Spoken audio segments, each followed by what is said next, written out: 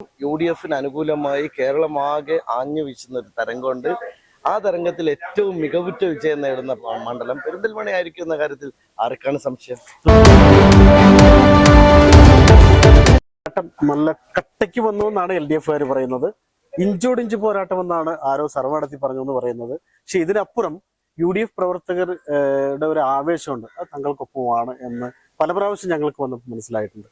ശരിക്കും വിജയത്തിനപ്പുറം ഒന്നും ഈ താങ്കളുടെ പ്രവർത്തകരും നേതാക്കളും താങ്കളും പ്രതീക്ഷിക്കുന്നില്ല. പെരിന്തൽമണ്ണ എനിക്കറിയാം, 5 വർഷം എൻ്റെ ഹൃദയത്തിലുള്ള നാടാണ്. എനിക്ക് ഓരോരുത്തരെയും വ്യക്തിപരമായിട്ട് അറിയാം, ഓരോ നാട്ടിലെയും ആളുകളെ കൃത്യമായിട്ട് അറിയാം.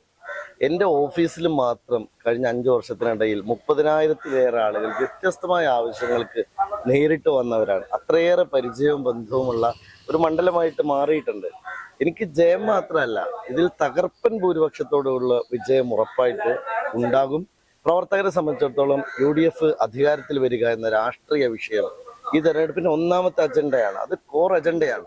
കാരണം UDFിന് അനുകൂലമായി കേരളമാകെ ആഞ്ഞു വീശുന്ന ഒരു തരംഗമുണ്ട്.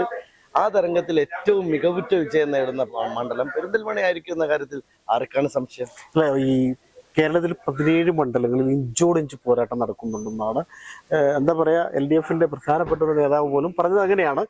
UDFിലെ പല ആളുകളോടും ചോദിച്ചപ്പോൾ ഞങ്ങൾക്ക് ആശങ്കയൊന്നുമില്ല, അത്യാവശ്യം മത്സരം വന്നിട്ടുണ്ട്. മത്സരം ഉണ്ടാവണമല്ലോ, എങ്കിലല്ലോ തെരഞ്ഞെടുപ്പ് രംഗത്തിന് ഒരു രസം ഉണ്ടാവുള്ളൂ. അപ്പൊ ഈ ആശങ്കയുണ്ടെന്ന് പറയാൻ ആരും തയ്യാറല്ല, എങ്കിലും ചെറുതായിട്ട് മത്സരം വന്നു എന്ന് പറയുന്നു. മത്സരം കുറച്ചുകൂടി കൂടിയാൽ എങ്ങനെയായിരിക്കും? ഒരു മത്സരം ഇവിടെ വരാനില്ല. ഇവിടെ UDFിന് തകർപ്പൻ ഭൂരിപക്ഷത്തോടെ വിജയിക്കാൻ കഴിയും. ഇത് ജനങ്ങളിലുള്ള എൻ്റെ വിശ്വാസത്തിന്റെ പ്രഖ്യാപനമാണ്. കാരണം ഈ നാട്ടിലെ ആളുകളെ എനിക്കറിയാവുന്ന പോലെ ആർക്കാണ് അറിയാം. എനിക്കതിൽ വിശ്വാസമുണ്ട്. ഈ നാട്ടിലെ മുഴുവൻ മനുഷ്യരിലും വിശ്വാസമുണ്ട്. ആ വിശ്വാസം വോട്ടായി മാറുമെന്ന കാര്യത്തിൽ എനിക്ക് യാതൊരു തർക്കവുമില്ല.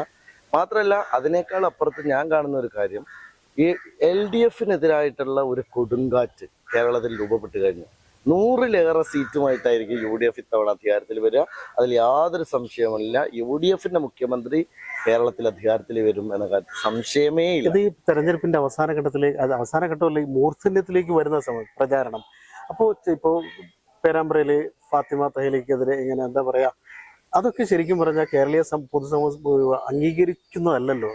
അല്ല, ഇപ്പൊ CPM എന്നുവെച്ചാൽ വീണടത്ത് നിന്ന് രക്ഷപ്പെടാൻ വേണ്ടി നടക്കുന്ന അവസാനത്തെ അടവ് എന്ന് പറയൂലേ, ആ അവസാനത്തെ അടവ് ഇവിടെയൊക്കെ നടക്കും.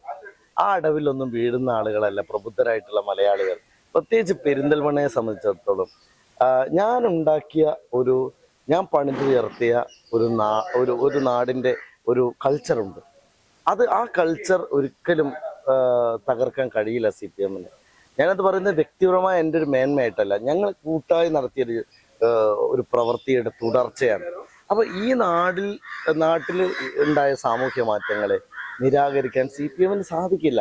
അവരുടെ വീട്ടിലെ കുട്ടികൾ പോലും അത് അംഗീകരിക്കില്ല.